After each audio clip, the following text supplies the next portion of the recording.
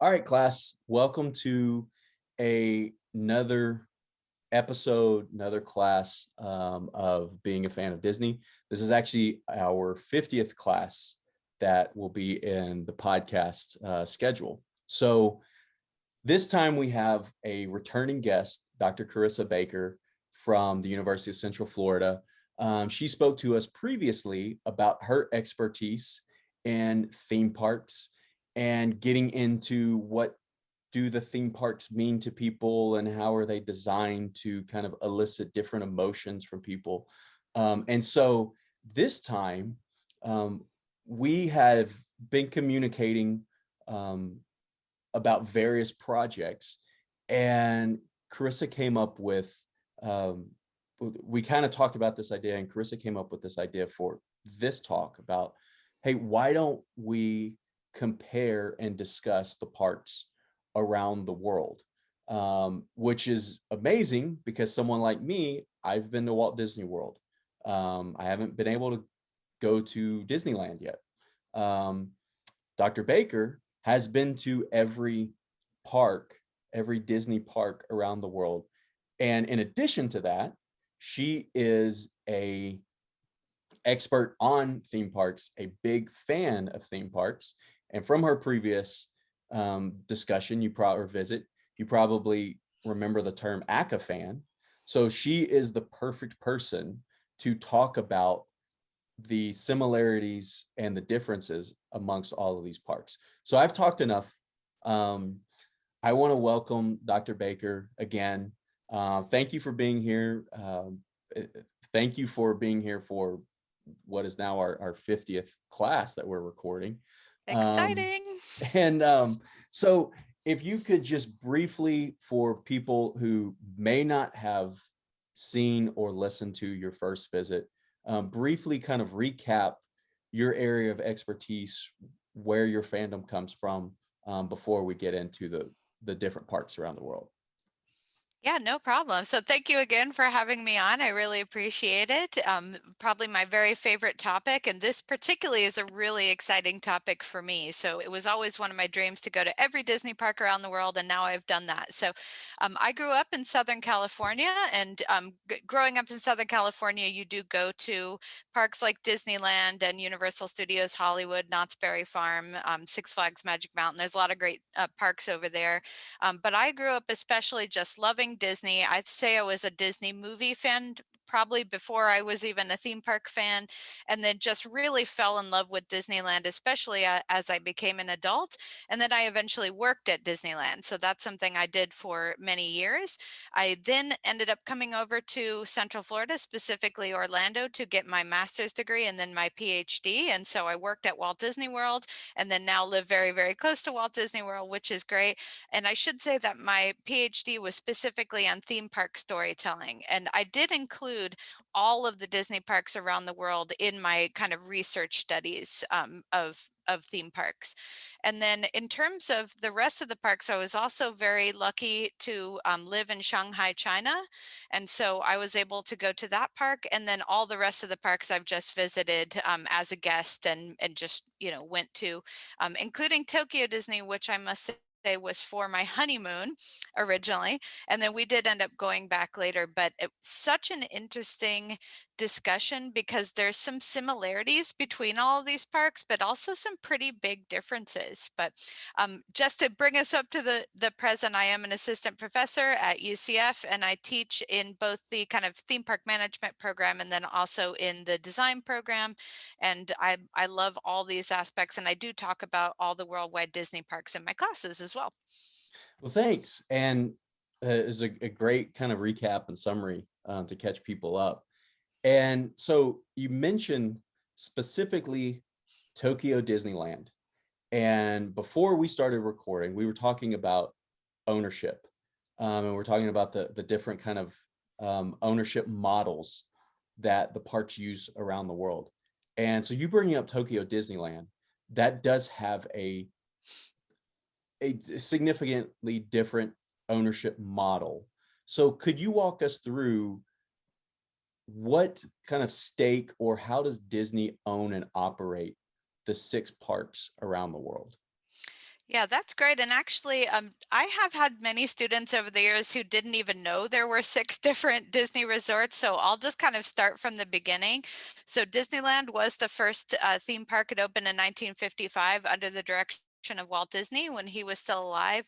That's one reason why I have that as kind of my image behind me. This is kind of the park that started it all. And this was the first what we would call the Castle Park.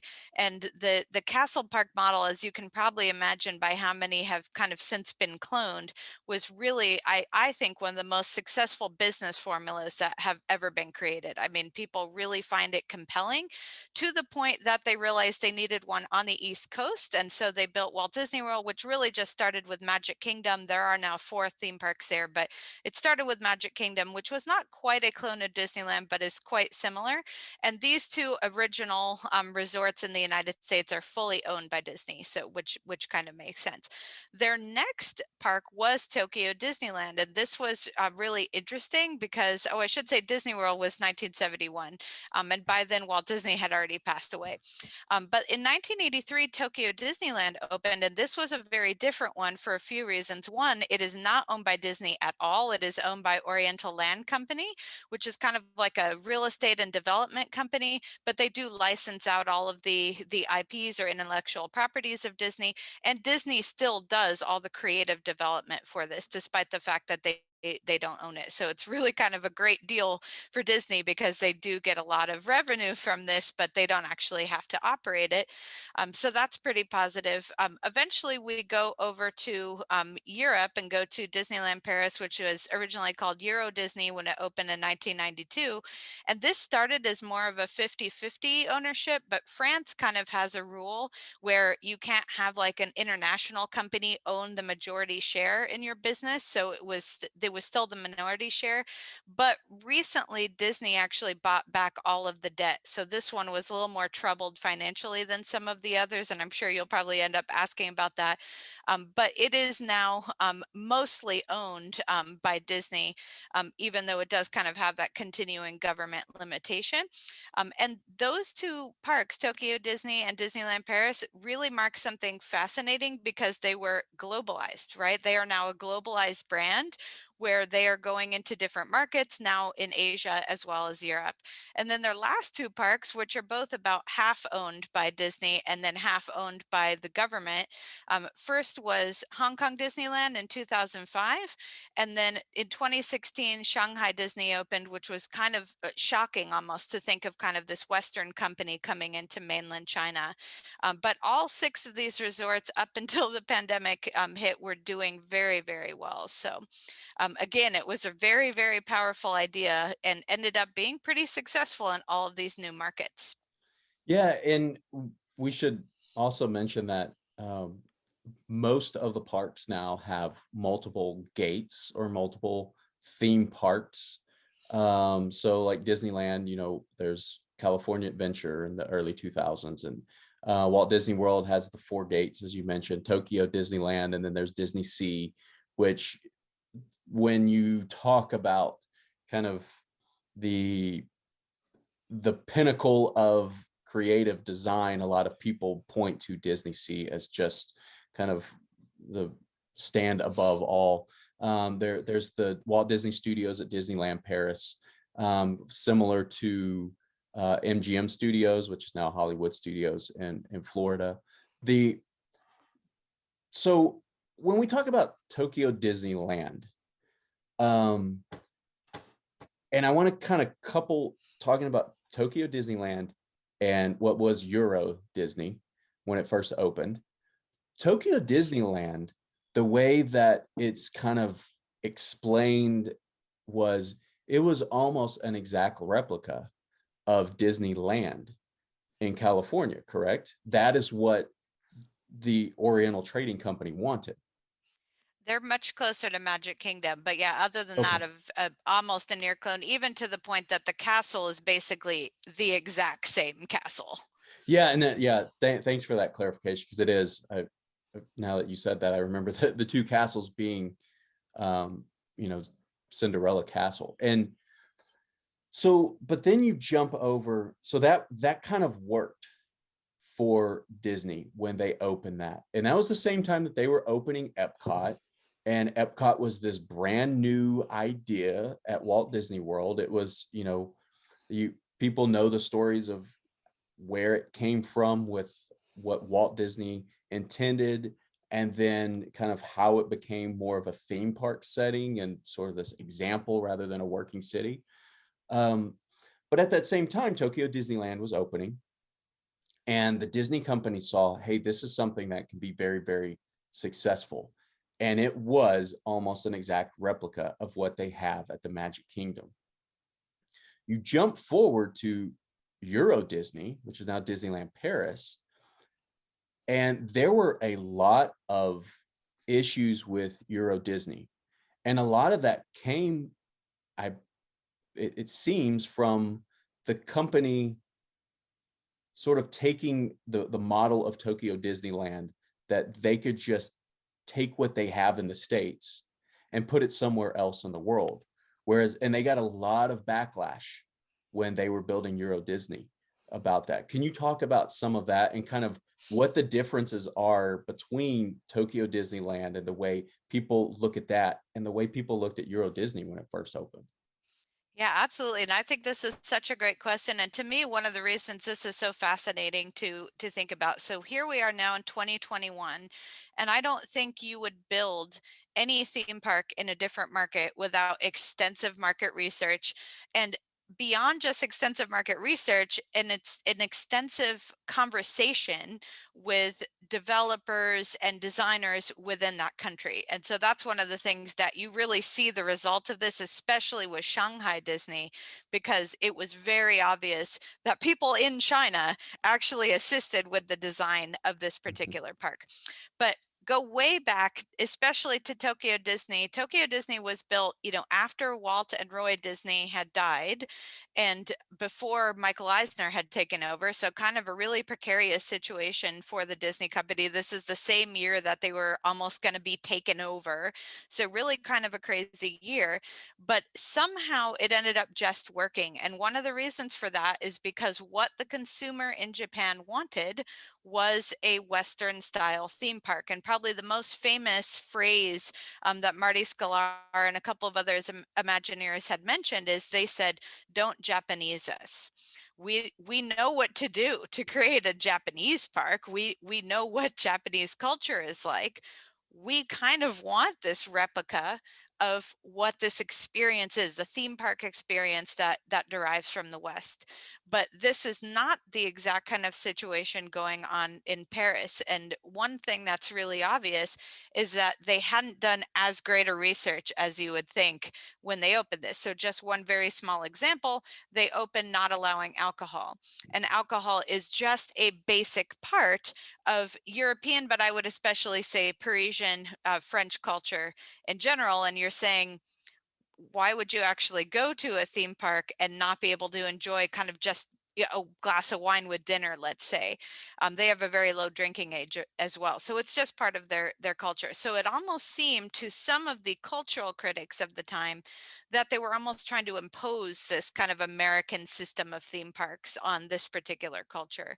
Now, that doesn't mean that they haven't become very successful, that many people in France don't love it, but in the beginning it did kind of seem like they were barging in and just saying, well, this can work anywhere. And it didn't necessarily work everywhere in the beginning. But I agree with you that the reception between these two parks was very, very different.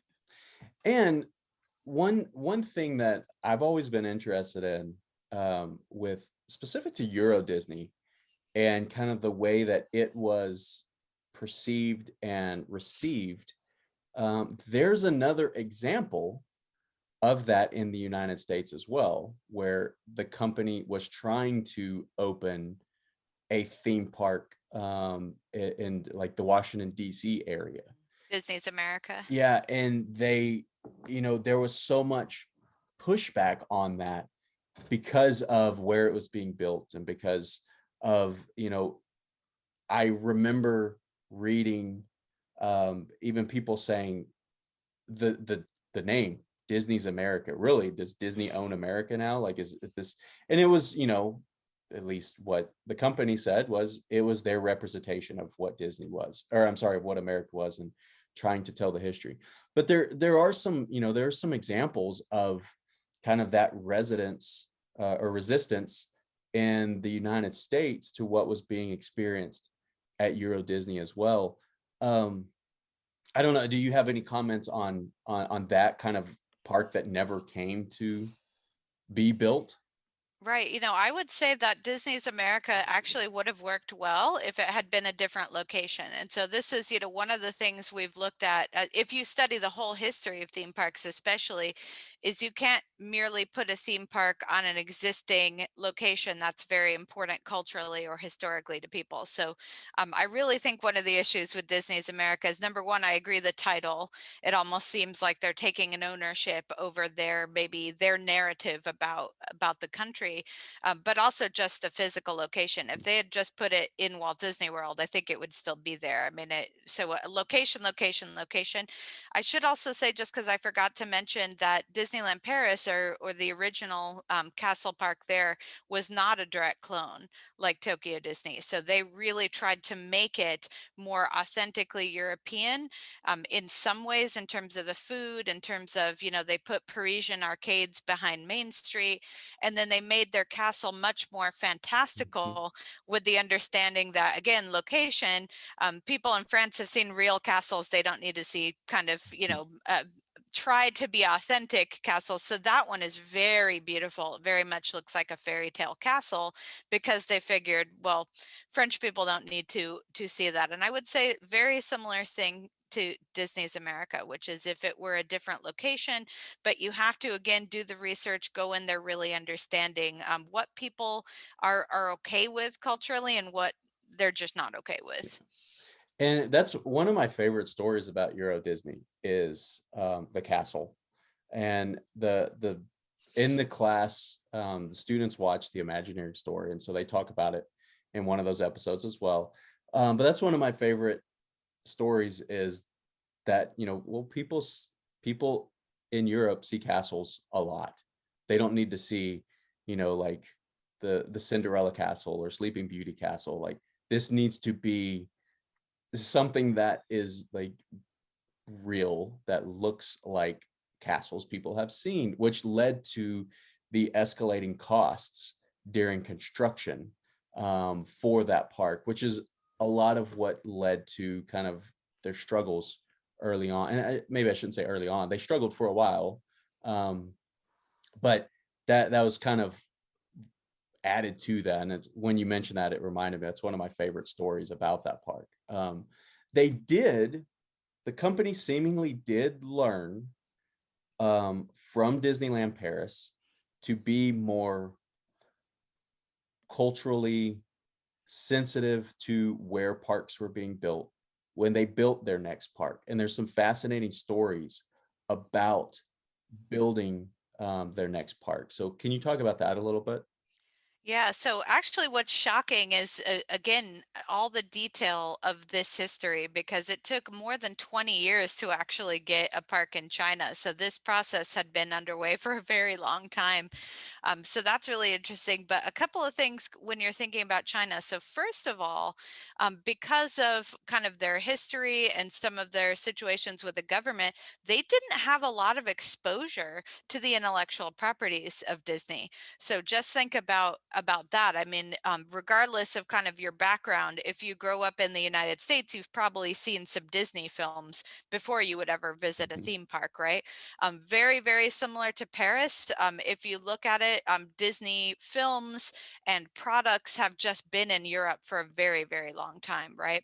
Um, Kind of as a novelty and an interest, the idea of maybe the Western product, Tokyo also had some interest in this as well. So they did bring some of these things to Japan, but China simply did not have these things. So this is very noticeable, because when you go to Hong Kong Disneyland or Shanghai Disneyland, you find that most of the intellectual properties are new.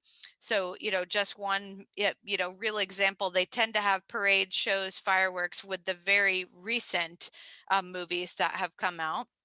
And then anything that wasn't new, they actually had to go into that culture and introduce it. So if you remember the way old school Mickey Mouse Club, Mhm. back in the day, this was a way, and there were multiple Mickey Mouse Clubs in the US over the generations that kind of introduced the idea of like the Disney brand to American children. They actually did a very similar TV show for Hong Kong. And they said, this is Disney, and we're going to compose some songs that are in this language, and show you what some of these properties can be, so that when people went there, they would actually be aware of what's going on. So that's a really important difference.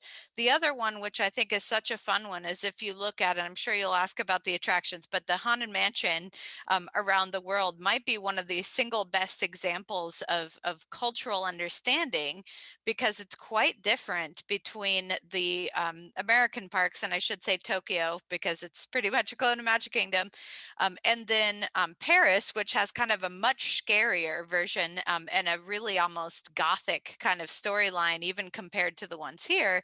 And then you go to look at Mystic Manor at Hong Kong Disney, which is very, very different, Mhm. because they research and they find out that Chinese people in that area wouldn't necessarily think ghosts are funny. They would think that these are the actual manifestations of ancestors, and it's almost like that's not a particularly funny Mhm. thing to talk about. So they totally change it, and then they add the figure of the Monkey King at the end of the ride, who's probably one of the most important story figures or legendary figures in China. So this is really kind of an illustration of this shift through the years of starting to understand that you want to design culturally appropriate. And the remind me which park it was, that the when they were built, they had already started construction, I believe, but then they received feedback about from a cultural perspective, they actually shifted the gate a certain number of degrees. Do you remember which park that was?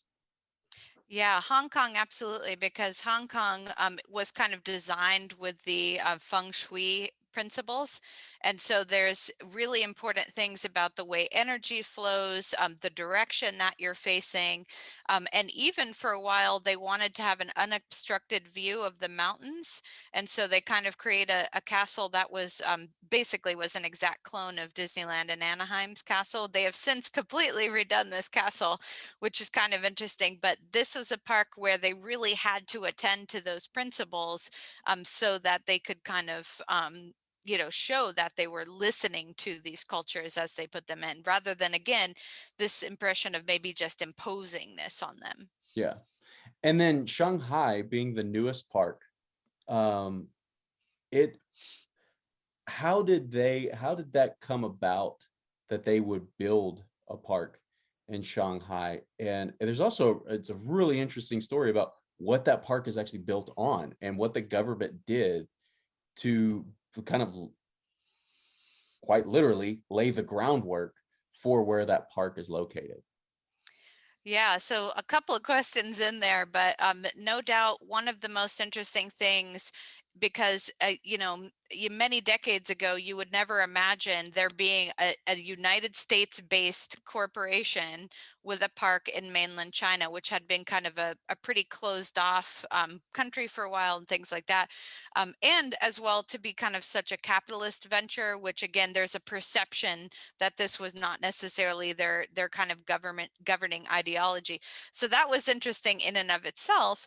And then coming in and seeing some of the benefits for both sides. So one benefit, of course, for Disney is that there had been a bit of a rampant copyright violation issue over there. So in China, as well as in some Mhm. other countries, there isn't as much a perception that there's a problem with copyright violations. So you would find random, Mickey, Minnie, and Donald or whatever just at a mall, at a shopping mall, and things like that. So Disney comes in and says, "Can you help us with that? Can you help and start restricting regulating those what we feel is unlawful uses of our copyright.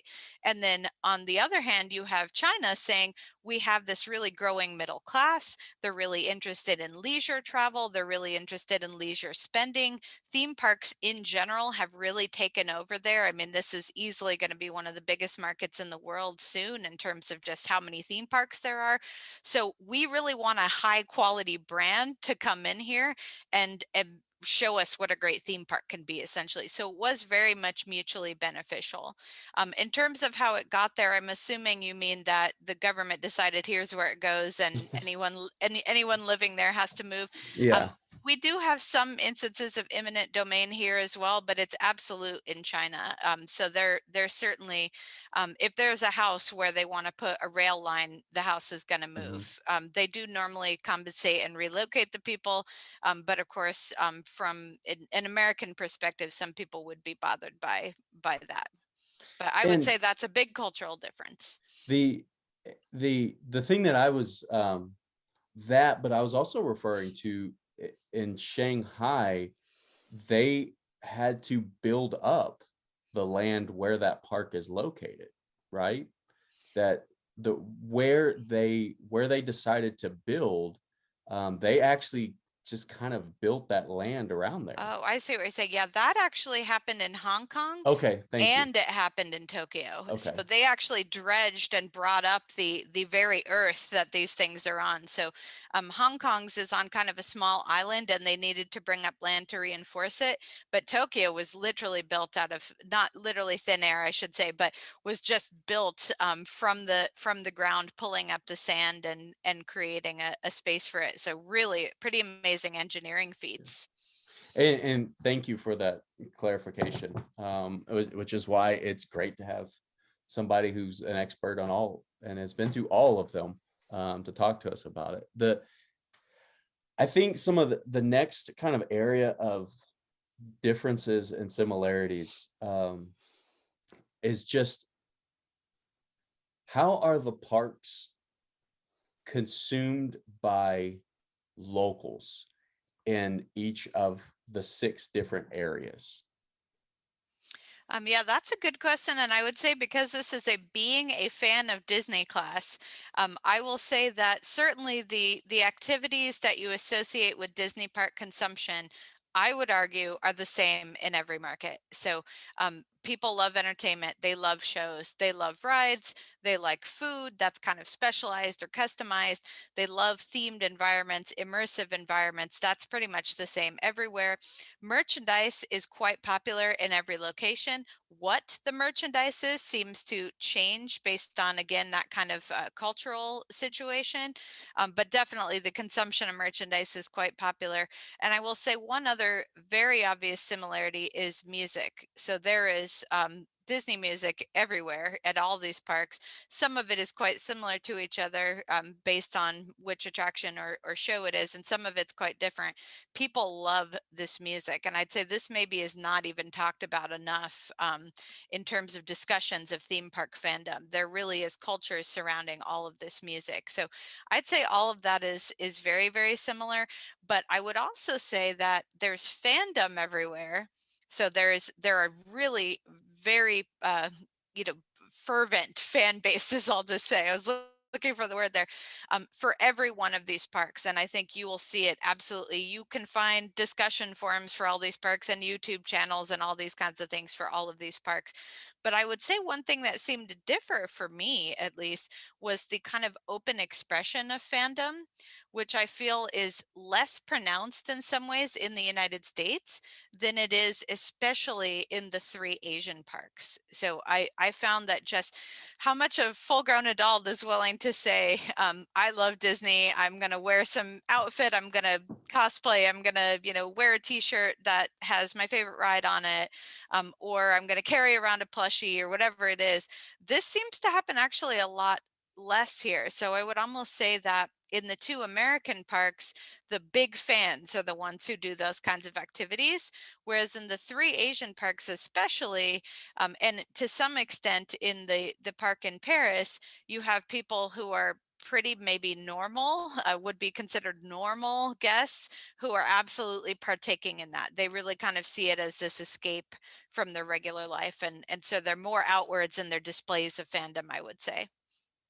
And it's real interesting you brought that up, that the what what cultural differences do you see amongst the American parks and the international parks, especially the three Asian parks, as you said, that would cause that type of behavior? Because it is, and you hear the statement or the sentiment that you go to Walt Disney World or you go to Disneyland, and that's like your opportunity to dress up if you want, or to wear the Mickey ears if you want. Like that's the only place that you're going to see adults wearing Mickey ears a lot of the times. Like those are kind of the things that people talk about.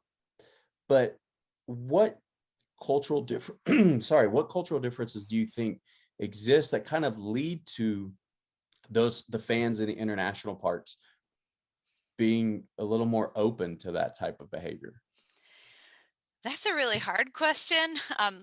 I would theorize, because I don't know the actual answer here, but I'm going to theorize that it's our, as in maybe Western and particularly American conceptions of childhood, and the theme park almost being coded as a space for children, because I do not see that in Mhm. many of the other parks. So I would say in Tokyo, that is a park for adults, and if kids come, great, because then we can sell merchandise for those kids. But young single adults absolutely frequent Tokyo Disneyland, and in fact, girls in their early 20s is a huge market for this particular park, as well as young couples without children, for instance. These are huge park markets, and I would say that even though there's certainly adult fans, no doubt, in the United States who do this and who have practices related going to the theme parks, but you can't deny that in the US, it's still very much you would take your kids to Walt Disney World and that's why you would go. And if you would enjoy it too, sweet. But it's really about like a family experience. And so I really think it's maybe that cultural definition of these play spaces as something either for children, or even, haven't you noticed a lot of times when we talk about adults who go to these spaces, like a reclaiming of childhood or a nostalgia for childhood, but we still don't necessarily see these places for full grown adults. And I think Universal has actually done a better job here trying to say, hey, we have a lot of adult experiences, and you should come to those. Disney, I think, has more trouble doing that. Maybe Epcot Food and Wine Festival, stuff Mhm. like that. But and maybe Epcot, the park in general, maybe is a little better at this. But it's still very much, I think, we see these as spaces for kids, or at least for families, and I just don't think that any of the other parks are as strongly associated with that. But that's just a guess. Well, and it's seeing it, if it's a guess, it's a great one, because you bring up Universal, and you just now, I know living where you live, you get inundated with the advertisements of Universal and Disney, um, and the comparisons. With Here, we see some comparisons and advertisements as well, like, and you'll have Disney that just focuses on Disney. You'll have Universal that focuses on what Universal offers, that they don't mention Disney, but that the other part doesn't offer, or the other major brand in the area doesn't offer. Now, from a marketing perspective, you see that a lot with companies comparing to kind of the major brand, or that company that might be on top, but so you bringing up that Universal does such a good job of being kind of the more adult park made me think of that they do a very, very good job. And they have I haven't been to Universal in a long time, but I remember going, or when I went, most of the things there are focused toward adults. And then they started adding some more kind of attractions for children. But so that's a really interesting observation, that you would have that. And I've always kind of thought that when Universal because the way that they are positioned as being, so in some people's view, the more quote unquote adult park, that is one thing that sort of pushed Disney, especially in Disneyland, Walt Disney World, where there are other Universal parks around the world, and there's a Disney park, to develop more kind of thrilling attractions or more maybe adult themed, or whole family attractions, and not focus primarily on children. And so that's a really cool observation that you brought up about that. And And I, really quick, one thing your students may be familiar with, do you remember the childless millennials? Kind of for a while became a meme, and so there was the idea that I think it was a young mother maybe, but it was a young mother who was very upset because there were all these people in line mhm, to get some kind of food item, and then she kind of noticed that there were all these childless millennials, and mhm, why are they all wasting my space, basically, taking up all this space because we're here. And then there was kind of a very negative, I think it was maybe New York Post, don't quote me on it, it could be wrong, but another kind of article saying, yeah, we don't get it. Why are all these adults, hanging out at the Disney park? It's just so weird. And I just don't think you get those discussions as much everywhere else. yeah. And um, so kind of going on, staying with what's similar and what are some differences. What are some of the more kind of detail oriented differences that you've seen at the parks around the world? Like the way people look, and this is obviously pre-COVID, um, post-COVID. I think there's a lot of things that are sticking around that could be a while until they kind of get back to pre-COVID times, if they ever do. I think there are some things that are definitely staying, like potentially virtual queues and things like that. But pre-COVID, like the way people viewed standing in line in different parks, and like you said, alcohol consumption in different parks, the parades in different parks. What are some of the more kind of detail oriented differences amongst the six parks?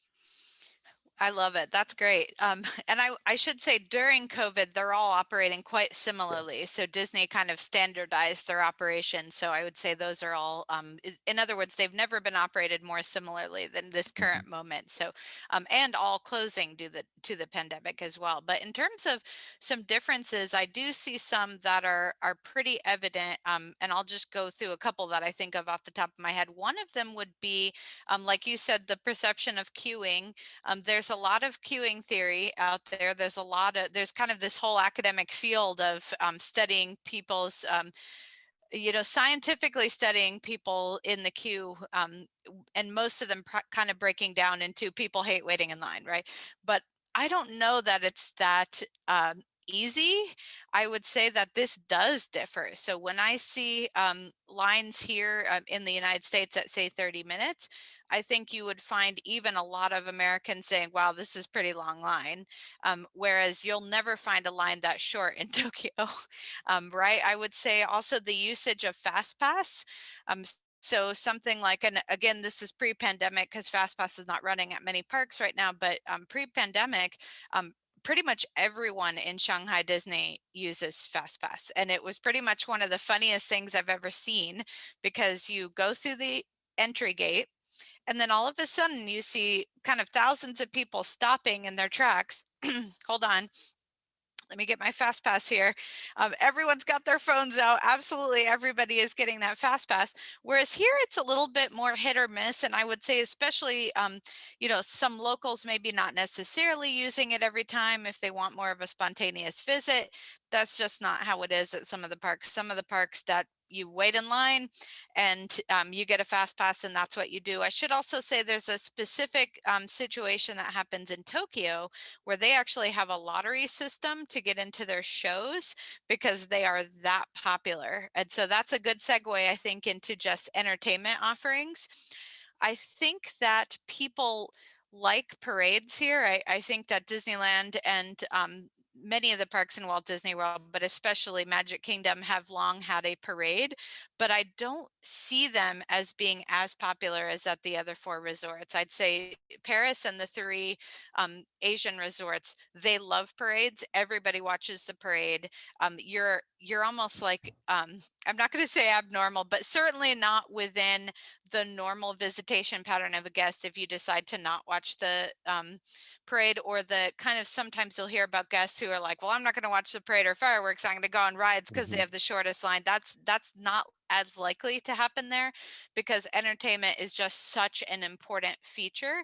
And there's a real big difference, I would say, in that Disney entertainment. It's not I mean, it's similar between all the parks, but between the other operators that most guests in these markets go to versus Disney, Disney has a brand. It's a very much a Disney entertainment feel, and people really, really love that. So I think that's very, very much going on. The other thing I noticed is merchandise. So I told you that merchandise was popular everywhere, but that it was going to differ. I have noticed that the US is pretty much the only parks I've seen that have the year shirts.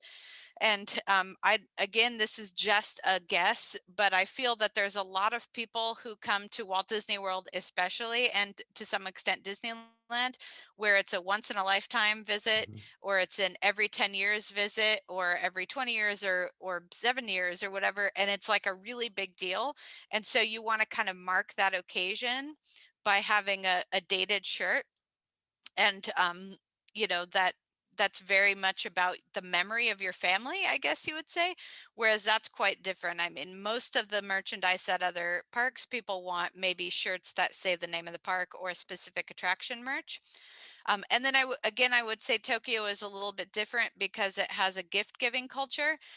So by far, the most common merchandise there is like tins and candies and small trinkets that you can go back to work the next day and give everybody at your work, or go to your family who wasn't able to make the trip maybe and give them gifts. So that's going to be a lot more popular than, say, like a really expensive collectible or something like that. So I do think that is quite different. I would also say, with the merchandise, one more point, that the idea of kawaii, or really, really cute stuff, so super cute anime, you've probably heard this term with anime. Definitely the three Asian parks have a real penchant for cute merch. It, Mhm. like, super cute stuff. And the best example of the differing fandoms, I would say, would be Duffy and Friends.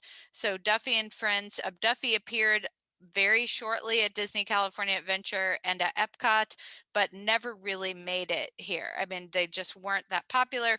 Whereas I'd say there's a mania for Duffy and Friends. So Duffy and Shelley May and Cookie and Olu, Gelatoni and Stella Lou. I think that's all of them. But they love this merchandise. There is so much of this merchandise, and every season they release more of this merchandise, whether it's pins or whether it's the actual plushies, but it's all very, very adorable and very cute. And so that's super, super popular as well. And then one more intricate detail question is just the idea of the language. So what language is the parks conducted in? And now, of course, they're going to be different based on the country. But what I actually noticed was that they're different based on the culture. So something like Hong Kong Disney, everything there is in English and in Cantonese and in Mandarin. So this is a real understanding of who their market is going to be. Whereas same thing in Disneyland Paris, French and English, everything's in French and English. And then the two that are much more likely to only get local visitors, which is Shanghai and Tokyo, are pretty much only in that language. Okay. And the before, because I have a question on the language and attractions as well. But you bringing up Duffy and Friends, um, do you think the one reason maybe they are less popular in the United States is because of the nostalgia people have around Mickey Mouse and Friends, and kind of the, what people think of as the five kind of core characters of Disney, and especially some of the Asian parks, there wasn't, as we talked about earlier, there wasn't as present, or I'm sorry, there wasn't as present the presence of Disney characters in those cultures. So do you think in some ways, does that Duffy and Friends group of characters, are they as popular as the Mickey and Friends? Are they on the same level? Are they, how do they compare with those? I would say they're absolutely on the same level, and I'm not kidding. They're in every parade. So if you Yeah. see the Fab Five will probably lead off a parade, but then I don't know, the new Amazing Six or whatever you want to call the Duffy and Friends will be in the afloat at the end or in the middle or something like that. They're in all the shows. Tokyo has an exclusive stage show that's just based on these characters, so they're very, very popular. I have a few guesses, but again, I just guesses. The first guess is that when Disney introduced the characters here, they didn't explain who they were. Mhm. They didn't. I mean, I maybe the most you have heard is that Duffy was given to Mickey Mouse as a present or a companion, while Mickey had to be away from Minnie. That's probably the extent of what you have heard. The other thing is they didn't really bring over all of these characters. So they, brought over a couple of these characters, with the exception, I should say, of Olu, because Olu Mel is a cute turtle, and he's actually from Alani originally. But this is yet another funny thing because you can find his merchandise here at Disney World in the Polynesian Hotel, and at the Alani. But again, he's cute, but he's not huge, whereas he's become pretty huge again over in Asia. And again, I really think part of this is what are the backstories of these Mhm. characters, right? They just didn't do that. As well as, again, a little bit of that kawaii, we really love cute culture. And the other thing is that they're just really comfy, I think, with having park specific characters that are very popular. And I'd say the only thing that's quite close here would be Figment and Orange Bird at Walt Disney World. So I would say that you really have an extreme amount of love for Figment, especially from Epcot. He's now the mascot for every festival. And then randomly, Orange Bird has come back. This Mhm. original mascot of the Orange Juice Commission or the Citrus Commission in Florida was a Disney character, was kind of in hiding for a while, and is now back. Very cute as well. And now all of a sudden I'm seeing his merch everywhere. So I think if they gave it time and maybe established those backstories with fans, I could imagine it being more popular. But that initial introduction was not particularly huge. But I would say that I would agree that the Fab Five are pretty beloved in all six resorts. Okay. Mickey is the king, absolutely, around the world. Yeah. And then next, to transition into attractions, because I want to talk about attraction similarities and differences around the globe or in the six parks. But um, to transition into that, you talked about the language that's used in the parks. When you are on an attraction, um, I've heard various people talk about this. You you base Do you ride through an attraction with one language, or are they dubbing multiple languages during the attraction? And if they do, how does that, if, I mean, did they plan like for timing and everything in those attractions to basically have to say everything twice, sometimes three times? Right. So it really depends on the attraction. So one probably of the best examples would be Mystic Manor, because it has a very catchy theme song. It's like Denny Elfman, do do do do do do do do. Very kind of simple, kind of Haunted Mansion-ish, but Mhm. again a little bit changed. But it's very short, and because of that, the lyrics occur in English and then in Cantonese and then in Mandarin, but they do say the same thing in each of the three languages. And I think one reason they can do that is because you could still be really immersive and evocative and things like that, because it's really background music. It's not telling the story. Okay, so that's different from stuff that's narrated. So a good example is Jungle Cruise. If you go on Jungle Cruise at Hong Kong, you have to choose a line. So if you go on the English line, it's all in English. If you go in the Mandarin line, it's all in Mandarin. The Cantonese line, it's all in Cantonese. And then occasionally, I don't know if it's because maybe French people very commonly know at least some English, but they tend to have a lot of songs that are just both in both languages, Okay. and they'll just play the English version, and then the French version, or it'll be a mostly French version, then there'll be two or three verses in English, that kind of thing. But it's super interesting to kind of watch the language facility there, and also just thinking that these are parks that we want all of our guests to be Yeah. experiencing, but I think that's why you might see now more attractions minimizing the use of explicit Mm, narrative, because it's in some ways just easier to not have too much of that. yeah. And yeah, I mean, I could see, you have when you're timing out and splitting out an attraction, um, taking out as much narration as possible is something that would definitely help with the timing and definitely help with guest per hour, things like that. So next, I want to talk about there's two more things that I kind of want to main topics I want to talk about. The original attractions that were in Disneyland, and I want to talk about kind of versions of those around the globe.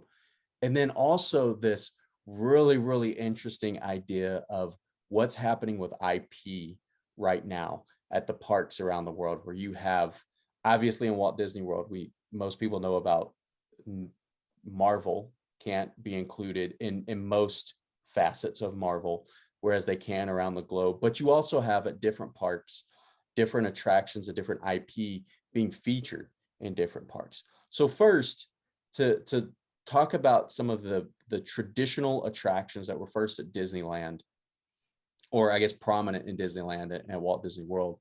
Um, I just kind of wanted to ask, name an attraction, and you tell us if there is a version of that in each park around the world. We'll start off. We know with, I think most people know with the Haunted Mansion, there is a version in most parks or all parks, correct? Yeah, there is. So there's not one in Shanghai, but there are five other versions. And as I noted, the one in Hong Kong is Mystic Manor. So that's a little bit different. I would say it's the most different of all of them. And then the one in Paris is called Phantom Manor rather than Haunted Mansion. And that one has quite a different storyline. Now it still has the Grim Grinning Ghost song.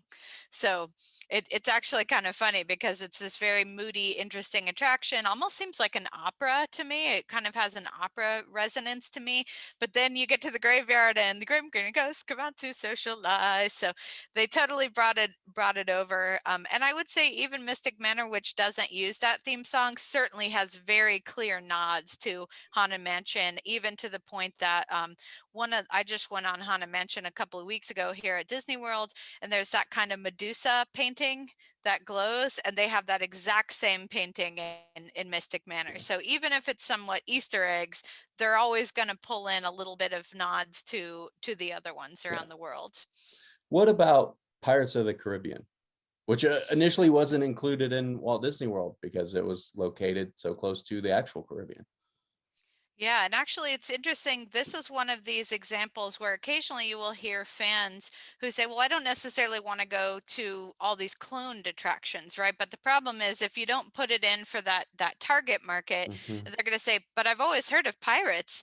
Where is the pirates? So it took Magic Kingdom 2 years to get pirates, but they have pirates, and it's very, very similar, I'd say, at the parks that it's in. So they put it also in Tokyo and in Paris, but it is quite different in Shanghai. And this really goes back to a lot of these decisions, design decisions, are really based again on the cultural understanding. So they have in mainland China no connection to the Pirates ride. Okay. And I would actually argue that some of my students didn't realize that it was a ride before it was a movie as well, but they loved the movie. So that entire ride is the movie. And so you know that the older pirates, they kind of put in Jack Hmm. Sparrow and made almost like a, what is this called, like retconned it, Yeah. like, oh yeah, he was a part of it all along, but of course he was not a part of it all along.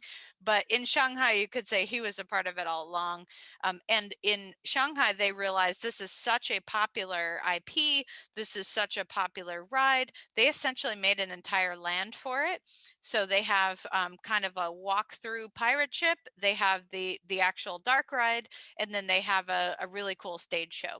And the idea is they said, this is so popular other places, we can build on this and make Yeah. it its own land. So it's called Treasure Cove. So it's significantly, I'd say, more elaborate than the previous versions, but certainly popular everywhere. The the idea of like a Peter Pan, like that type of dark ride, is that everywhere around the globe? Yeah, that's at most places as well. And it's, just one of these things where I would say this is probably the most important ride when you're talking about just what distinguished Disneyland from previous parks, because it kind of is a perfect package, right? You have a suspended ride vehicle, you have the music from the movie, which at that time was a super popular movie. You have three-dimensional sets instead of the two-dimensional sets. But it's amazing when you go back and look now, it's short, it's such a short Hmm. ride. So that's another thing in which Shanghai said, let's just make this a little bit better. And Disneyland has refurbished theirs a little bit. Magic Kingdom hasn't really refurbished their ride, but they have refurbished the queue. And then again, Shanghai is that kind of next step forward where it does look like a lot more technologically strong, I Yeah. guess you would say, than the previous ones. But again, really, really popular attraction. Peter Pan is still that's typically the ride that I will rush to first. One, because it's what I remember from childhood. Two, it is always one of the longest wait times as well. I think because it's obviously because it's so popular. But um, a ride like It's a Small World. Yeah, Small World, I would say. And by the way, just in case anyone gets confused, most of these rides are in 5 out of the 6 parks. And one reason for that is because Shanghai did try to differentiate itself from Hong Kong. So generally, not 100%, but generally, if there's a ride that is in Hong Kong, it's not at Shanghai. So one quick example being Space Mountain. They didn't put it in Shanghai, they instead put Tron. So they wanted to slightly differentiate themselves, since there is almost the same kind of market in terms of people in China going to both. So they kind of made it different. Small World, I would have said, is probably the most similar ride around the world. So with the exception of Walt Disney World, which is kind of an indoor loading station, almost every other one was very, very similar in terms of its facade, most of its same rooms. A little bit of difference in terms of the original American attractions did not go to the United States. And then what you had is the international versions did go to the United States. So the international versions are at Tokyo, Paris, and Hong Kong. But then even that has been slightly changed, and they did put in an American section later. I should also say that Hong Kong Disneyland's was the first very different Small World because it included Disney characters. And this was certainly a very controversial decision. Some fans love it and some fans don't love it. We'll just say it that way. But what has happened because of the popularity of that version is they are slowly but surely adding those Disney characters Mhm. into the other versions as well. And you brought up there's two more attractions that I'm thinking of. You brought one up, Space Mountain, and one. So it's in, you said 5 of the 6 parks. One of the parks, it's the launch system at least is completely different. So can you talk about Space Mountain? Yeah, so the Space Mountain is very, very similar between Disneyland, Tokyo Disneyland, and Hong Kong. A little bit of a theming package is different, but coaster wise, they're almost exactly the same. The earliest Space Mountain is Walt Disney World, and you can kind of tell it's a little bit crazy. You can tell it's from the early 70s and that kind of thing. So that one's quite different. That's the one that has two different tracks and is just a really different ride. And then Disneyland Paris is just totally completely different because they also added inversion, so it goes upside down. And this is the one that's kind of themed to the Jules Verne, Hmm. very, very beautiful. So I'd say there's kind of like 3 models of Space Mountain, like that original one, the next 3, and then well, I guess not the next three, but Disneyland, Tokyo, and Hong Kong, and the Disneyland Paris's, which is just very, very different. And Yeah. I think very accommodating to the thrill nature of European guests. European guests really do love thrills, whereas I would actually say in Tokyo, some of the thrills are somewhat toned down. So with things like Indiana Jones Adventure, or which there they call Indiana Jones and the Temple of the Crystal Skull or something, and then Tower of Terror and things like that, they're a little less thrilling, again, to kind of accommodate what they perceive the sensibilities to be of each type of guest. And then the last traditional, and thanks for bringing up those other two attractions, because those are things I want to talk about in a little bit as well. But the the last kind of traditional attraction, maybe a Big Thunder Mountain Railroad. Where is it around the globe? Yeah, so Thunder is not too dissimilar between Disneyland and Walt Disney World, and Tokyo a little bit. They're all kind of similar and around the same era. But then Disneyland Paris, again, I'm not going to say it's completely different, but it's kind of an island in the middle of Hmm. the rivers of America, and so it's just really good. I don't know. I just love the Paris version. It's a little longer. It's, all again very similar theming, but just a little longer. And then Hong Kong Disneyland decides to do something completely different here, and they do Big Grizzly Mountain. And so this is again one of these things that is kind of almost combining the concept of Grizzly River Run at Disney California Adventure with kind of the bear theming. So they do that, but then they completely add on to that because it kind of feels like Thunder Mountain's a mine train, very similar kind of ride, but then they add a bunch of bear animatronics and add quite a bit of a storyline. So it's super cool. And again, just like with everything else, Hong Kong Disneyland gets something a little bit different. And I should say that at least when they opened, and I don't know the progress on this contract or anything like that, but when they opened, they had kind of an exclusivity clause, and they said we want our rides to be a little bit different Okay. than other versions of the ride. So now not all of them are. So their Space Mountain, for instance, is very, very similar. But like Big Grizzly Mountain is quite different. Mystic Manor is quite different, and things like that. And then, as I noted with Space, they did put Tron Light Cycle Power Run there instead of Space Mountain. And how interesting that Magic Kingdom is now getting that. The other kind of exclusive mine train kind of ride that they had with Seven Dwarfs Mine Train at Shanghai, which they also put at Magic Kingdom. So you could tell that Shanghai did not have any kind of exclusivity Yeah. clause because they've already put two of their rides into Magic Kingdom. Yeah. And you mentioned two IPs, Indiana Jones and then also Twilight Zone. How Indiana Jones, how many parks have an Indiana Jones attraction?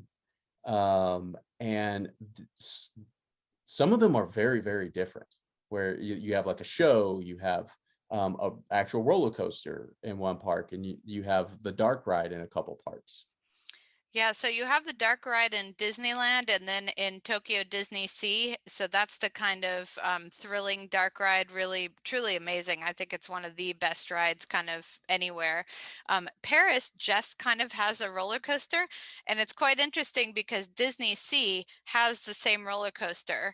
It's just called Raging Spirit. So it's very, very similar kind of layout and everything, but it's a totally different theme.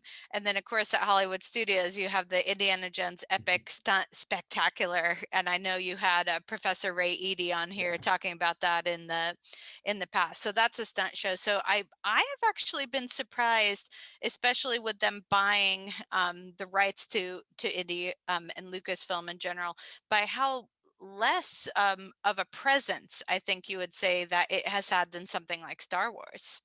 Well, and I've heard all of the rumors about maybe they're gonna retheme some of the land around Epic Stunt Show Spectacular to maybe being like a mini land. There's always rumors about what they're gonna do with Dino Land at Animal Kingdom, and would they do something about that, or would they do something else that's more focused on animals? And yeah, I would that is one IP that I would really like to see more of in the parks.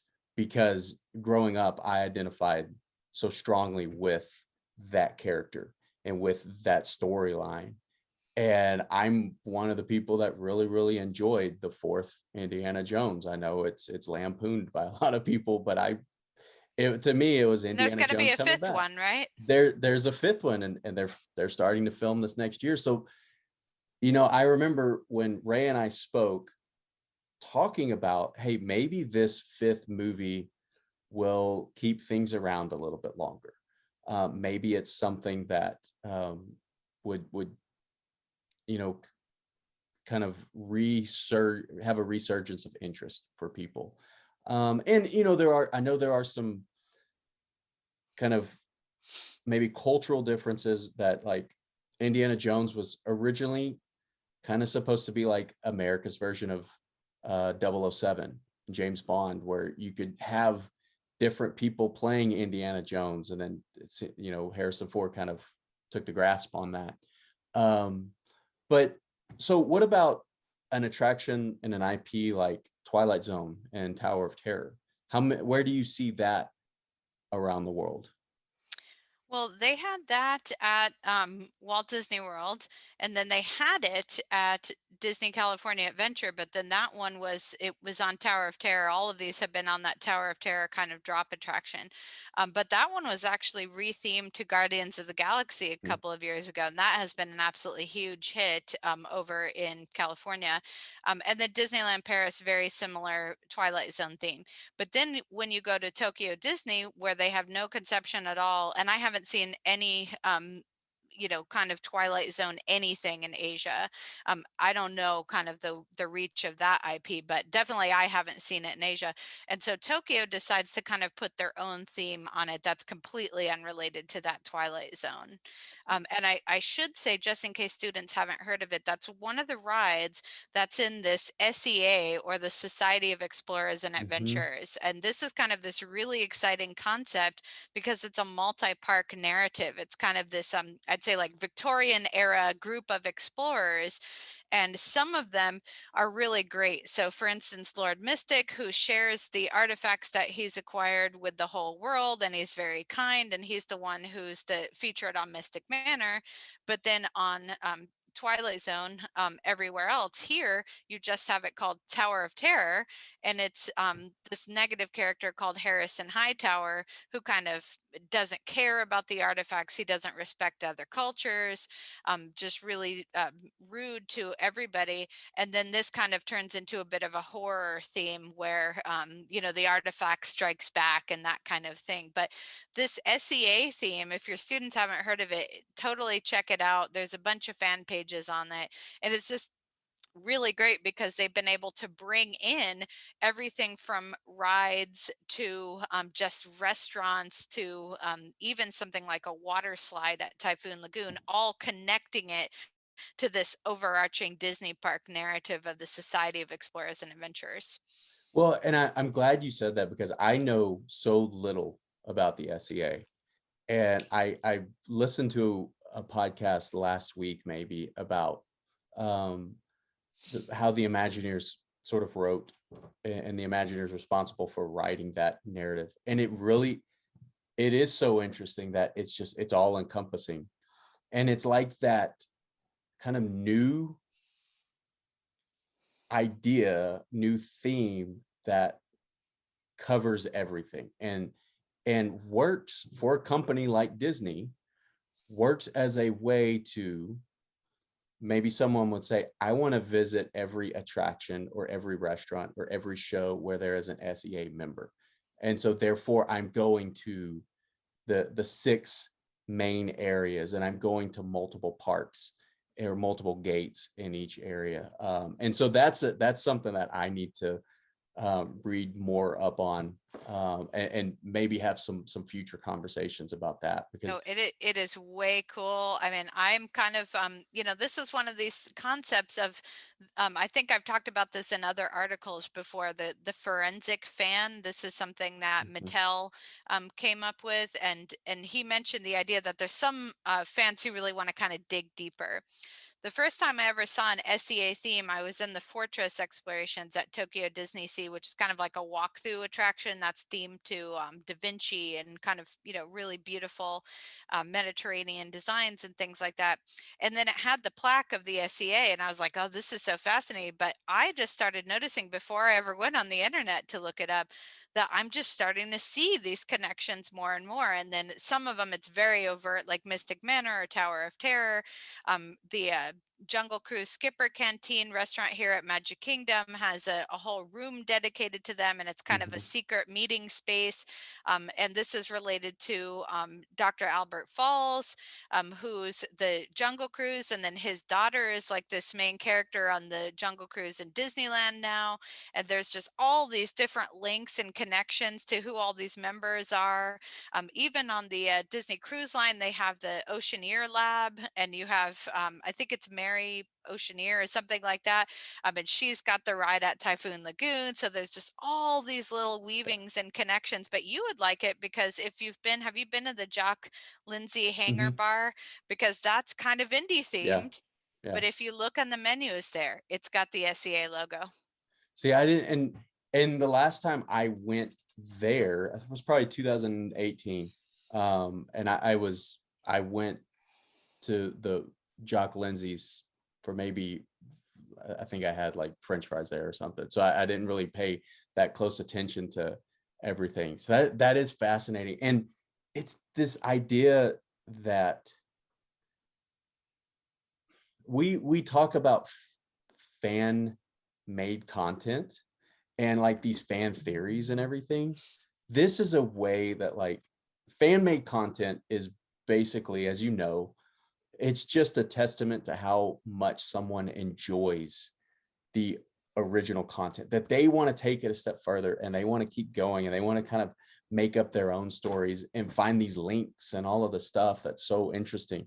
And this is like a way that the company itself is doing it, that is just providing all of this to the consumers. And correct me if I'm mistaken, but I believe there's at least talk about um, the new, maybe it's the Magic Kingdoms program on Disney Plus, um, featuring a lot of the S.E.A members, or maybe they're doing something Yeah, that separate I think from a that. book series or a Yeah. TV show or something. Yeah, they're going to connect it in some way. And like you said, yeah, Disney's kind of designing the experience, but a lot of fans are excited about it and they try to make these connections. And you'll see it. I remember when I went to Colonel Hottie's pizza and pasta restaurant in Disneyland Paris, and it was just something so subtle because we were walking into the restaurant and I noticed there was a suitcase with all these stickers on it, and one of them was an S.E.A sticker.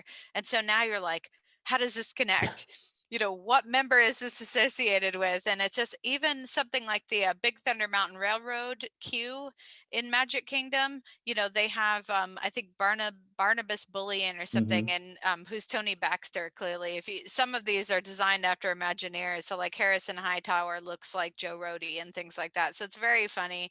And you can kind of see like, oh, this is connected too, and I didn't know it was connected. So it really, I should tell you, the truth is that most people don't go to all the Disney parks. Yeah. I mean, most people on earth are not going to necessarily be that enthusiastic that they're going to do that. But how fun is it for those who maybe go to both Disneyland and Disney Hmm. World, or both Disneyland Paris and Disney World, or something like that, to kind of make those connections, and just really, I think it helps to build brand Hmm. loyalty and help with what we call the whole holy grail of theme parks, which is repeat visitation. Yeah.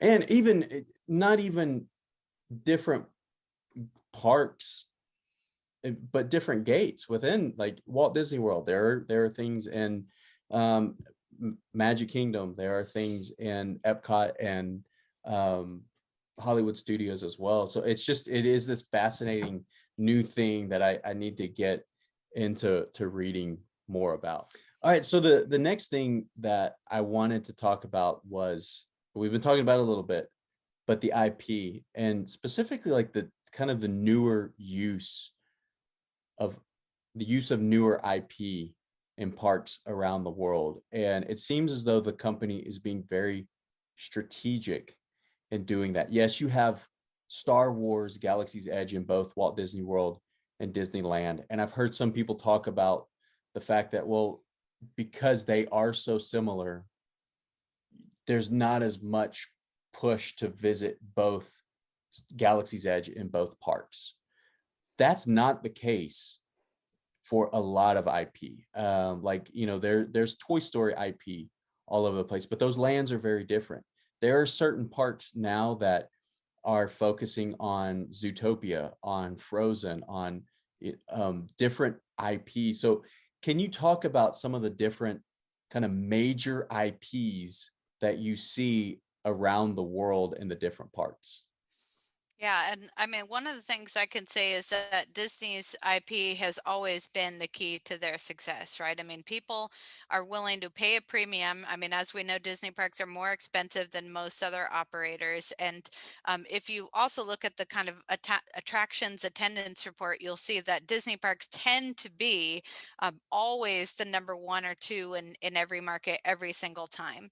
So there's something about this kind of winning formula. And one of the key parts of that is not just IP, which of course they've got a lot of it, but really staying on top of what are the current IPs, where the IPs people are very connected with at this moment, and what are the cultural differences between this. And I'll give you one quick example.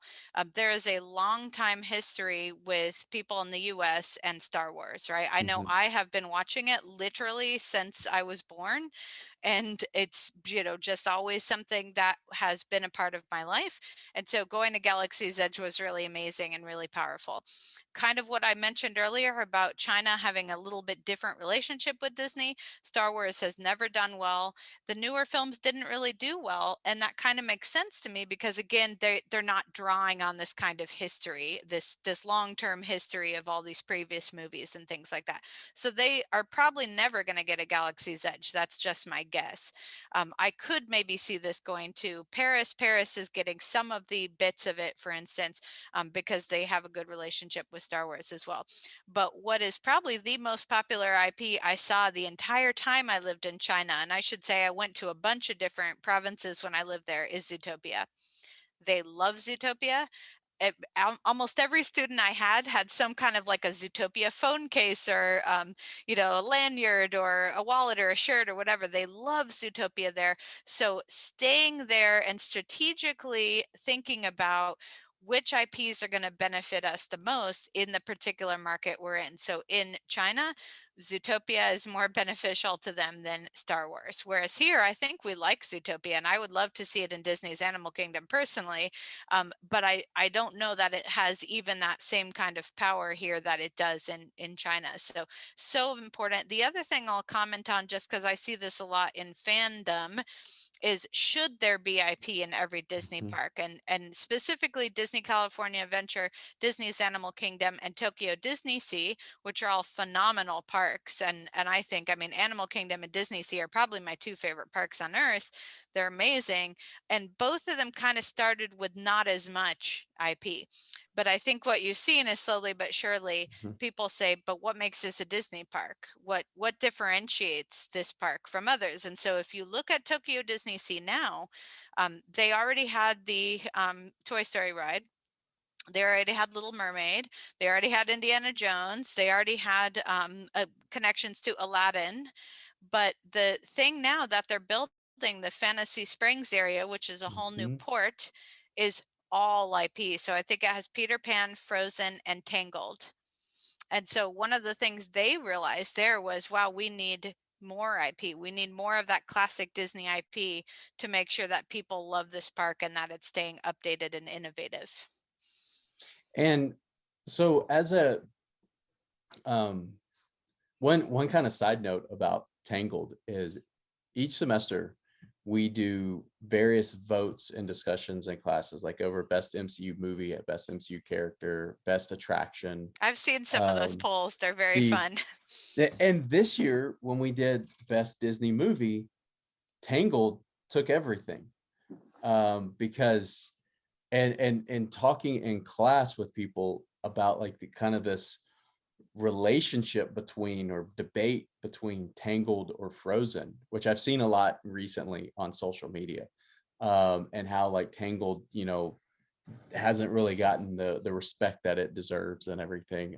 It's just fascinating that since you brought that up, and there is, which park is building a land completely dedicated to Frozen?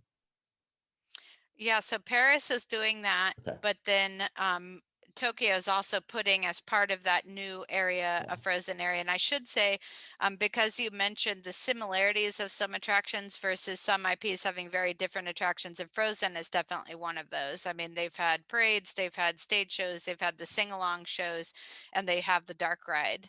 And Frozen is just one of those pretty, I know that not everyone has the same affection towards that property, but there's no denying what the numbers say. Yeah. People love Frozen, and I think for a huge generation of people, that's probably their key movie, or certainly one of their most important movies. So to me, it's a no-brainer to put it everywhere. I would also say Toy Story is quite similar. Yeah. There's Toy Story everywhere, different manifestations of it, as you said, but definitely people just love this. They've grown up with this property, and it's really got staying power, and that's a real key to figuring out which IP do we use, because Yeah. that's one of the issues with theme parks is usually you put in a, if it's going to be a ride, it's going to be there for decades. Like a stage show, I think you could do whatever you want, right? You can move that out every 5 years, let's say. But if it's going to be a permanent installation, it's going to be there a long time, and it's going to be very expensive. So you want to make sure that you're correctly matching those IPs. But that doesn't necessarily mean that it's always going to be the biggest IP ever if your concept is good. And I will give that nod specifically to Tron, because Tron is great. People like it. I think the original is a cult classic. The new one's super cool. It's got a great soundtrack, but I would not by any means call that the biggest IP Hmm. ever. But that ride is sweet, and I could imagine every Disney park getting one, whether you like Tron or not, because it's just such a cool concept. It just all works. Yeah. Yeah. And so being a Marvel fan and an MCU fan, I can see very, very little of MCU and Marvel at Walt Disney World. There obviously is Guardians of the Galaxy Rewind, Cosmic Rewind, and if you look closely and you go to the Norway Pavilion, you get a little bit of Thor, Odin, and Loki, but it's not the MCU's version. It's kind of their way of getting around the contracts, I think. The But as a fan of Marvel, where can I see different Marvel properties around the world? And I'm really, really looking forward to seeing what people think of Avengers Campus. Avengers Campus. Yeah, I was gonna say definitely California Adventure, because Disney California Adventure has that Avenger Campus. I'm super interested to see what the Spider-Man ride is, Hmm. because we've had the Spider-Man ride existent at Universal over here for decades. So I'm super interested to see how this is going to change that concept up. What are they going to do to make it interesting, and not exactly be a copy? Of course, it will probably never be here. We talked in our last talk together about Hmm. how very unlikely that the core Avengers or MCU characters will ever be at Disney World due to that contractual agreement.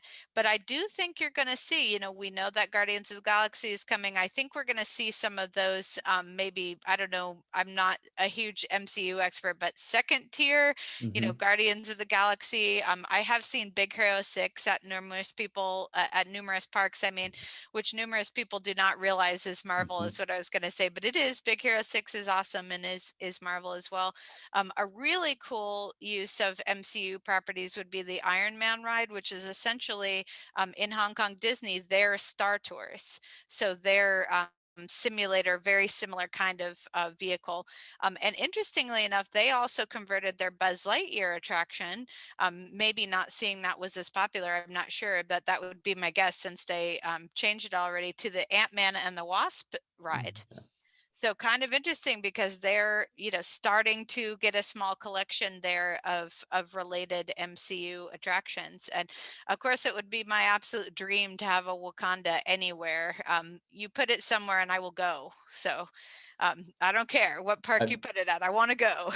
And I don't know if that is that. is part of the contract, um, in Florida, that like Wakanda couldn't be in or I'm sorry, in Walt Disney World. But if you think about where Wakanda would be, I mean, when people talk about what's going to happen with Dino Land, if you did anything Wakanda themed there, I mean, that park would almost have overload then, because you have Right, Pandora right, yeah. already, and you My would have my own Wakanda. guess, yeah, my guess is it won't go there. I think we're much more likely to get Zootopia because, at least if the same people remain in control, they have always wanted to connect it back to the, Yeah, the love of animals, which I think was pretty obvious with Pandora, because clearly the Na'vi have this close connection with nature. But I would say that Wakanda maybe doesn't have that same theme, so I say put it right in Hollywood Studios. yeah. Then we'll Well, have all the and great lands right there. I've heard people say, and here's an idea with World Showcase. There's land to put different pavilions in, and they would be smaller pavilions, especially if you did if they wanted to do an MCU land or a Wakanda land, and they could in Walt Disney World. You're probably going to make it big. You're going to need to make it big for what people want. But I've heard people say that about like World Showcase as well. And there's that interesting idea that World Showcase is built, they are representations of existing lands or real countries. Putting that in there obviously is IP in different pavilions now. You have Frozen Ever After, you have Ratatouille opening, but something like that, I wonder how it would be received if it's something that is completely fictional, where that would where kind of that would fit in and how people would feel about that. I would What think putting Wakanda in World Showcase would probably offend a lot of people. That would I be my guess, because then right now it's even pretty embarrassing how small the representation of that entire continent mhm, is. And then to if they did come in and say, well, the best representation of this is this fictional yeah, country. yeah, and that was kind of the next place I was going, is that this representation of something that's fictional, not real. That um, on the topic of World Showcase, have you seen in any of the pavilions? Because there is a pavilion for every country that is represent that there is a Disney park. So obviously there's the American pavilion, there's a Japan pavilion, China pavilion, um, France pavilion. Have you seen not just attractions like Ratatouille, but have you seen anything that those pavilions have kind of taken from the parks around the world that maybe they have started to integrate into those pavilions in an attempt to be kind of more culturally welcoming to visitors? Right. Actually, there is a connection between World Showcase and some of these kind of pavilions and things, and then their real countries. One of them that comes to mind, as you mentioned, Ratatouille, and that ride is coming to the France Pavilion and is in fact already in Disneyland Paris. So it's specifically in Walt Disney Studios, their second gate, and I would say was easily one of the best rides there. And now kind of we're stealing it. So that should be fun. And then a really interesting thing is that in the China Pavilion for a long time now, I don't know, two years something at least, they've had an entire exhibit about Shanghai Disneyland. So what are the lands there? What are the costumes there? What are the characters they do? What is the connection between, say, the Chinese New Year and the Disney characters, and how do we kind of integrate them together? So that was a really cool one, because they're just directly showing you this is kind of how we design this park. But maybe the most fascinating one that would guess most of your students haven't heard of is Meet the World. And so Meet the World is kind of a, like an animatronic show. It's very similar to, if any of them have heard of Carousel of Progress, like a theater show with animatronics and things like that, and a bit of media. And this was intended to go into the Japan Pavilion in Epcot, but didn't, but instead got put into Tokyo Disneyland. And this is one that had a theme song from the Sherman Brothers, like It's a Small World. So it was a very, very catchy song. It's like, we meet the world with love, we meet the world with love. So very, very catchy theme song. And this was an interesting case because it was never particularly liked in Japan, because this was the one attraction about Japan. So the idea is, again, they really just wanted to kind of Hmm. see and experience this American park. And then here is this American corporation telling them their history. And I must say, frankly, brushing over important Yeah. parts of history to make it a little more sanitized or family friendly. And so that was never a particularly popular attraction there, but kind of interesting to think of the huge difference between the 80s, when you have this attraction put into Tokyo Disney that was supposed to go into Epcot, to now when you have, here's how we worked with the Chinese culture to build this park. So a big shift in evolution, I would say, in the design. Yeah. And so thank you. The last few things I want to do. Last time we talked, we had some rapid fire, and I want to kind of change it up a little bit, with comparison of different parts. Um, but before we do that, could you just briefly remind everyone how many gates there are in the Disney parks around the world? Right, yeah. So Disneyland, the original, has its gate, and then Disney California Adventure, which you mentioned was in the 2001 or something like that. Walt Disney World had Magic Kingdom in the 70s, and then Epcot and Hollywood Studios, which were built in the 80s, and Disney's Animal Kingdom built in the 90s. And if you count it, they also have Blizzard Beach and Typhoon Lagoon, which are water parks. Tokyo Disney has its first gate from 1983, which is again the Castle Park, and then Disney Sea, which I think was another 2000, 2001 area park. Disneyland Paris has its original gate from 92, and then I believe it's 2004 was Walt Disney Studios, so two gates there. And then the two parks in China have yet to build a second gate, and they're both newer, so that makes sense. And all of them have multiple entertainment, shopping, dining areas, and many on-site resorts, hotels. Okay. And so that the first question, and we did this when you spoke the last time, but do you have a favorite park of these six parks around the globe? Um, so the parks within the Well, resorts, or I'm the whole resorts? the whole resort. So I have that nostalgic pick of Disneyland because I grew up there, but in my opinion, Walt Disney World is the best of all the resorts. I mean, there's four parks, there's 30 hotels, there's two water parks. It's just stunning and beautiful. But of the smaller resorts, I think that Tokyo Disney is a great package because it's Okay. got two very excellent parks. Anywhere around the world, a favorite gate or a best gate? I'm going to go with, again, Tokyo Disney Sea, which I think I gave my answer Yeah. last time, and Disney's Animal Kingdom. Those are my two favorite parks in the world, and I say that with all love to the many other great theme parks I've been to.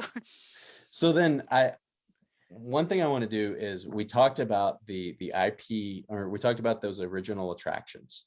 Um, and so I want to throw out, and you give me where you think the best or your favorite version of that is. So Haunted Mansion, what is your favorite version? My favorite Haunted Mansion is actually Magic Kingdoms. And then I'm going to say, but I also adore Mystic Manor, but I think it's different enough to not quite put it in the same category. So I'm going to go with both. And I just cheated. I know it's not a good example to set to students, cheating. What about Indiana Jones, of the parks that have Indiana Jones attractions? Well, I should say that I like all of the iterations of Indiana Jones, but I'm definitely going to go with Disneyland's because I worked on it and I have very Okay. fond memories. Okay. And Space Mountain, since that's in 4 parks. I'm going to go with Disneyland actually. I mean, I do like inversions on roller coasters, but I love Disneyland Space Mountain. It's just kind of the complete package to me and very, very fun. Okay. And then a Pirates of the Caribbean or Pirates themed attraction. Okay, that one to me is easy. I mean, Pirates of the Caribbean Battle for Sunken Treasure at Shanghai Disneyland is easily one of the best rides on earth. So Okay. love it. It's great. Okay. And then a bet last time we asked about favorite food. Is there a favorite or best themed restaurant that you've been to anywhere in the parks? At any of the parks? Right. So last time I gave the answer of Be Our Guest, and that's still probably my favorite personally, just because of the Beauty and the Beast connection. But I would say the best themed restaurant, oh my gosh, I really think it's Magellan's at Tokyo Disney Sea, which is a whole restaurant themed to that kind of Da Vinci and S.E.A theme. It's beautiful.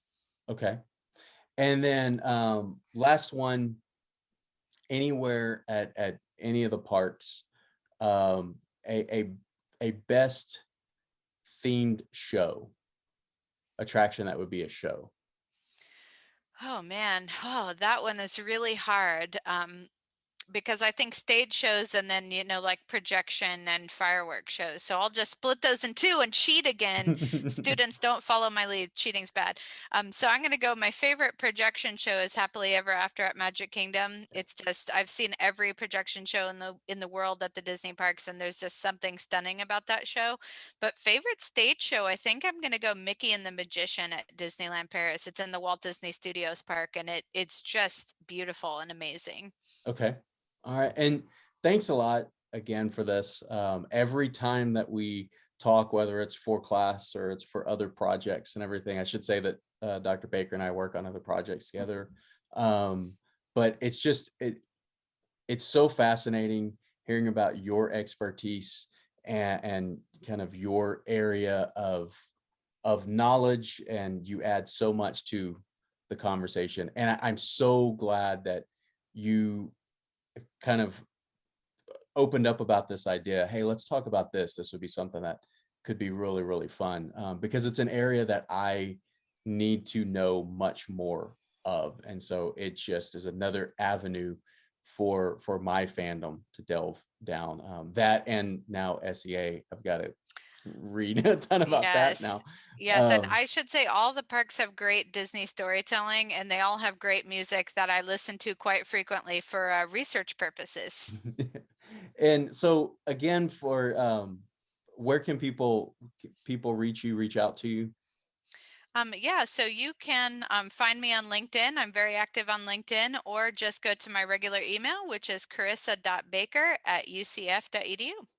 And All I'm right. happy to take any questions. If there's some weird random question you have about, I don't know, churro flavors or something at all the different parks and, comparing popcorn buckets, whatever it is, please feel free to email me.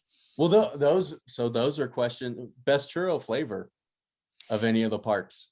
I'm going maple Mickey shaped churros Okay. at Tokyo Disney because that is sweet.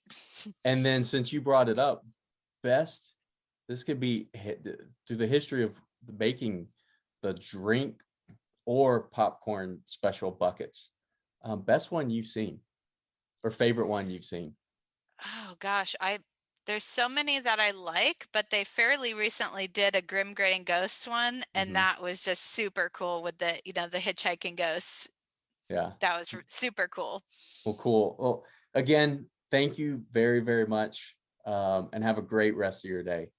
Absolutely, you too.